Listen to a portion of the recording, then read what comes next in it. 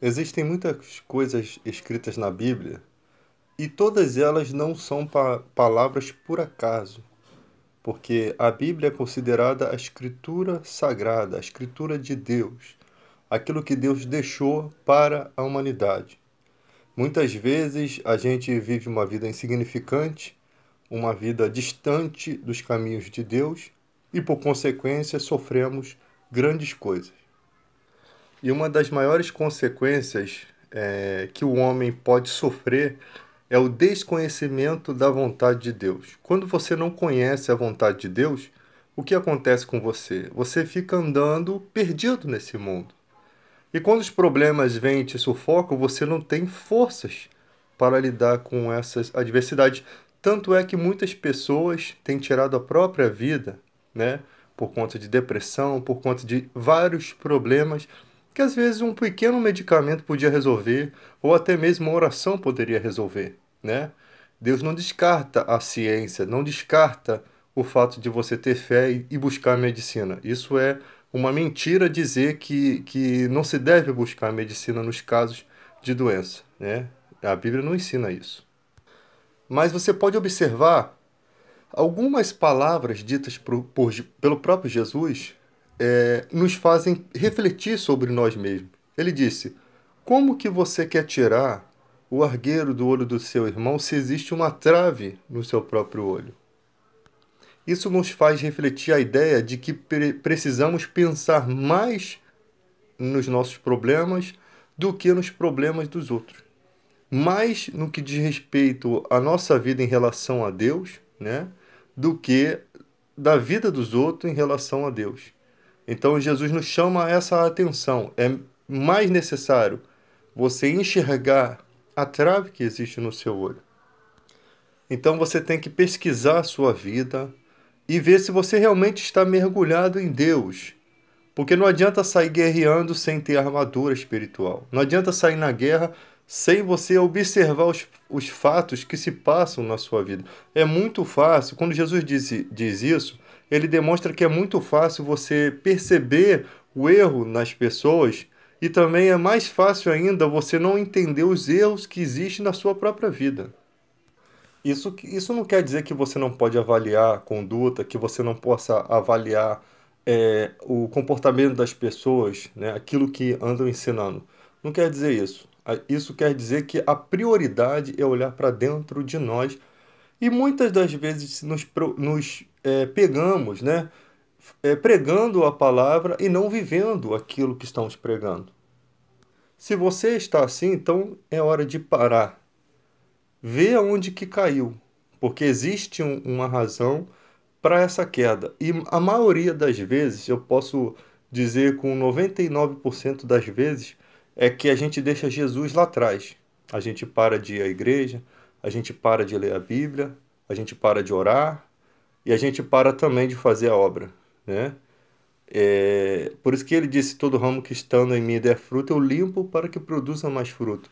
Então é muito fácil a gente cair quando a gente não está frutificando de forma adequada, com as armas do reino de Deus, e sim com as nossas próprias vontades, né?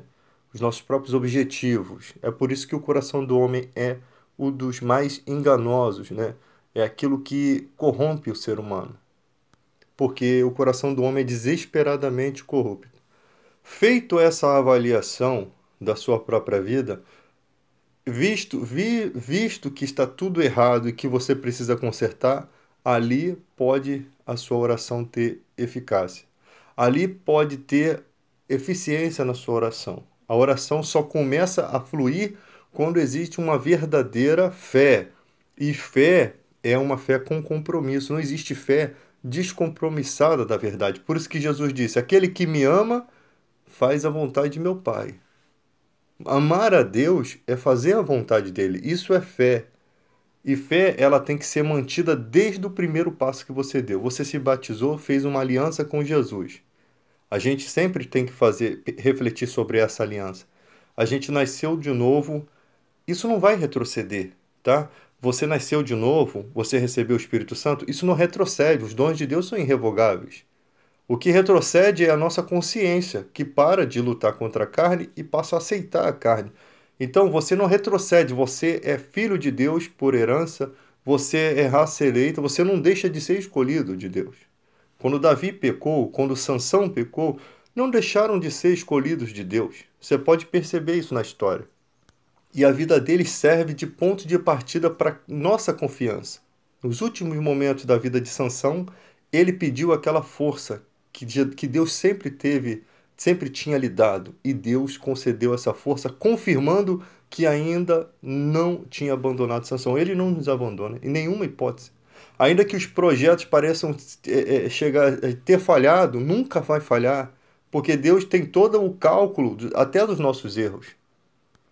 Quando Jesus volta à Terra depois de ressurreto, ele começa a ter uma conversa com Pedro e começa a questionar Pedro se realmente, de fato, Pedro o amava. É como se Jesus estivesse dizendo assim: Pedro, se tu me amas, pense no lugar aonde você quer estar. Eu estou do outro lado da vida. Você precisa vencer aqui para estar comigo. Aquela conversa de Jesus e Pedro é exatamente isso. Me ama? Quer estar onde eu estou? Tem que vir por esse caminho. Tem que vir pelo caminho do amor. Tem que se dedicar exclusivamente a mim. 2 Coríntios 5,15 diz que Jesus morreu por todos para que os que vivem não vivam mais para si, mas para Ele. E quantas vezes nós queremos viver para nós mesmos e quebramos a nossa cara, né? E quebramos de fato a nossa cara. Os cristãos são os que mais quebram a cara e mais são envergonhados quando eles trilham o caminho do pecado. Sabe por quê? Porque eles são odiados pelo mundo. No mundo espiritual, o mal está preparando todas essas armadilhas para nos envergonhar. Mas Deus nunca deixa os seus servos serem envergonhados. Ele sempre dá o escape, ele sempre, ainda que você caia, que aconteça tudo isso, ele sempre te coloca novamente no caminho, ele sempre te dá uma segunda chance, porque ele é Pai, ele é amor, ele sempre vai dar a oportunidade. Existe vida, existe oportunidade. Então, reflita em Deus, vê se você não deixou de lado. Tem muita gente que deixou a igreja para ficar discutindo com outras pessoas e ficam ali discutindo. Pronto, sai todo mundo satisfeito com aquilo que discutiu, né? Mas ninguém sai consagrado dali. Enquanto você podia ir na igreja e não abrir a sua boca, só ouvir, só louvar, só orar e sair renovado. E sair muito mais forte do que qualquer debate. Sair muito mais forte do que qualquer conhecimento. Porque a vida cristã não se resume em conhecimento. Apesar de ser necessário, se resume nisso, comunhão com Deus. Eu prefiro não ter nenhum conhecimento de Deus e ter comunhão com Ele. Porque é mais importante, é o básico e o fundamental, né? É por isso que está escrito que o temor do Senhor é o princípio da sabedoria. Mas os loucos desprezam. Você vai ver muita gente inteligente desprezando o conhecimento de Deus. Você vai ver gente inteligente mesmo, pessoas formadas em universidades, que não entendem nada de Deus. No que diz respeito ao reino de Deus, são analfabetos. Então, você que é cristão tem que se gloriar de receber essa palavra tão abençoada, que a muitos é negado, né? Por quê? Porque para vir pelo caminho tem que ser humilde, tem que se humilhar. E se humilhar não é você pagar promessa, não é você chorar. Não, se humilhar ao caminho. Entender que você é pecador, isso que é humilhação. Entender que nós, seres humanos, em relação a Deus, somos miseráveis pecadores. E que os nossos pecados fazem com que a ira de Deus venha sobre nós. Então, através do sacrifício de Jesus, por isso que a Bíblia diz que crer em Jesus é ter a vida eterna, é a gente acreditar que esse sacrifício que ele pagou não pode ser em vão em nossa vida. É aí que está a vida eterna. Quando você vive uma vida depravada, o sacrifício de Jesus é em vão na sua vida. Ele está sendo em vão para você. Porque Jesus morreu. Por isso que diz que a Bíblia diz que Jesus morreu pela salvação de muitos. Na verdade foram todos, mas só alguns vão receber esse prêmio da justiça. Então ele morreu por todos, mas não são todos os que vão obter essa salvação, vão dar o merecimento dela, o que vão realmente se submeter à vontade de Deus. O caminho é estreito para a salvação. E a porta do pecado é larga, como diz a Bíblia. Então, não existe, quando você se sentir fraco, pense em Sansão, que tendo os dois olhos vazados, tendo a sua consagração decapitada, que foi a consagração, o voto que ele tinha de Nazireu, que era do cabelo que não podia passar a navalha, mesmo com tudo quebrado, nunca vai estar quebrado o Deus que você confia. Mesmo que você não tenha armadura, não tenha força, o que que Sansão fez? Pela fé, ele adquiriu de novo a força. Então ali Deus ensinou a ele entendeu que Deus não podia lhe abandonar. Ele entendeu que ele nasceu para um propósito e Deus não ia lhe abandonar, porque nunca lhe abandonou. Um homem que venceu mais de 1000 homens com a força do seu braço. E tem gente que vai dizer assim, isso é impossível. É impossível para o homem, mas para Deus não é. Você tem aí uma carcaça humana que vive e pensa e guarda informações como nenhum computador, e guarda sentimentos, e guarda ideias. E passa-se anos e anos e anos e você busca a lembrança, numa fração de segundos você acha essa lembrança. Nós somos a imagem e semelhança de Deus. Qualquer louco pode compreender isso. Nós somos a imagem e semelhança de Deus. Nós entendemos que existimos.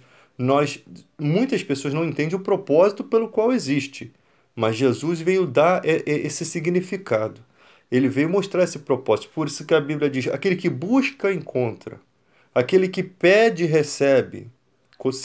Não tem possibilidade de você vir em busca de Deus e não lhe conhecer. A não ser que você venha por interesse pessoal. Porque a igreja muitas vezes inverte esses valores. Você precisa de prosperidade, vem para a igreja. Precisa de cura, vem para a igreja. Isso não é a oferta do Evangelho. A oferta é: vinde a mim os que estão cansados e oprimidos, eu o aliviarei. O meu fardo é leve. Quando o conhecimento de Deus é derramado sobre a sua vida e você começa a ver que Jesus é mais poderoso do que qualquer arma do inimigo, o fardo se torna leve. Você não fica frustrado. Estão fazendo um trabalho, estão fazendo isso para mim. Não há desespero no seu coração. Por quê? Porque o meu Deus é forte. O meu Deus é justo, é verdadeiro, como diz o louvor. O nosso Deus é mais forte. Ele é Deus no escuro, no claro, os pavores caem por terra, o fardo dele é leve. Quando você não tem esse conhecimento, até um filme de terror deixa você desesperado. Você imagina os jovens.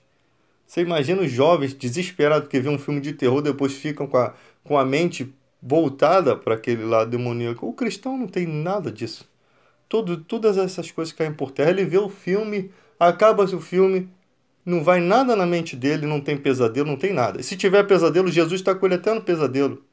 Ele tem força, ele tem coragem para desafiar o mal até no sonho. Porque ele tem fé, e a fé faz parte dele. Ele sabe que é filho de Deus, ele sabe que se não houver forças nele, vai existir as forças em Deus, que é o seu Pai. Né? Qual é o pai que, se o filho pedir pão, dará uma pedra? Mateus 7,7. Se nós que somos maus sabemos dar boas coisas aos nossos filhos, quanto mais o Pai Celeste dará o Espírito Santo aos que lhe pedirem. O que as pessoas do mundo precisam é do Espírito Santo. É que traz longanimidade, temperança, mansidão. Você imagina se os políticos tivessem essa verdade dentro do seu coração, a longanimidade. Ser longânimo não quer dizer que às vezes você não se ira. Porque Jesus mesmo disse: irai-vos, mas não pequeis, não deixe o sol se pôr sobre a sua ira. Eu mesmo estou irado com a política no Brasil. Mas isso vai passar. Isso vai passar. O momento de se revoltar contra as injustiças. Mas você vai sempre ser uma pessoa assim, que quer o bem do seu país. Mas vai sempre descansar no Senhor depois dessas tempestades. Sempre vai ter o lugar de refúgio. Na hora de guerra, Abraão teve que lutar, teve que sujar as mãos de sangue. Abraão teve que resgatar Ló. Abraão teve que guerrear. Mas sempre chegam os momentos de paz. Existem guerras, existem lutas. Tanto que a Bíblia diz que a casa alicerçada na rocha vem as tempestades, mas ela se mantém firme. Mas a que está alicerçada na areia, aquela fé superficial, aquela fé fantasiosa na igreja, aquela mentira que você vive quando você se ajoelha na igreja, e muitas vezes diz até que Deus te revelou certas coisas. Quando vier as tempestades, você não tem que se segurar. O bom pastor dá a vida pelas ovelhas. Ele não foge, porque ele não é mercenário. Ele não recebe dinheiro para cuidar das ovelhas. Ele cuida porque ele é o pastor direcionado por Deus. Então, assim, no nosso país tem muitos mercenários.